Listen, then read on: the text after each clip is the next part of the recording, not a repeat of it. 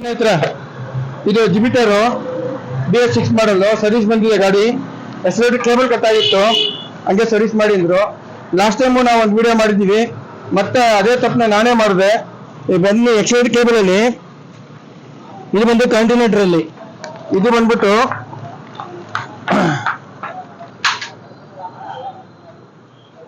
ಇದು ಬಂದು ಕಿಂಗ್ಸನ್ ಇದು ಟೋಟಲ್ ಕೇಬಲ್. ಇದು ಪಾರ್ಟ್ ನಂಬರ್ ನೋಡಿ STM 2328. ಇದು ನಿಮ್ಗೆ ಓದಕ್ ಬರಲಿಲ್ಲ, ಗೊತ್ತಿಲ್ಲ ಅಂದ್ರೆ ಎಕ್ಸಲೇಟರ್ ಕೇಬಲ್ ಇಲ್ಲಿಂದ ಬರುತ್ತೆ, ಬ್ಯಾಕ್ ಸೈಡ್ ಇಂದ ಬರೋದಕ್ಕೆ ನಿಮ್ಗೆ ಈ ಪಾರ್ಟ್ ನಂಬರ್ ಹಾಕ್ಬೇಕು. ಇದು ಬಂದ್ಬಿಟ್ಟು ನಿಮ್ಗೆ ಇಲ್ಲಿ ಕೊಟ್ಟಿರ್ತಾರೆ, BS6 ಕಿಂಗ್ಸನ್ ಕಂಪನಿ ಅವ್ರದ್ದು ಇದು. ಸೊ ಇದು 28 ಬರುತ್ತೆ, ಇದಲ್ಲೇ ಹಾಕ್ಬೇಕು ನಾವು. ಇವಾಗ ಇನ್ನೊಂದಿದೆ ನೋಡಿ, ಇದು ಥ್ರೆಡಲ್ ಕೇಬಲ್ BS6 ಕಂಟಿನ್ಯೂಟರ್ ಜಿಬಿಟರ್, ಬಟ್ ಕಂಟಿನ್ಯೂಟರ್ ಕಂಪನಿ.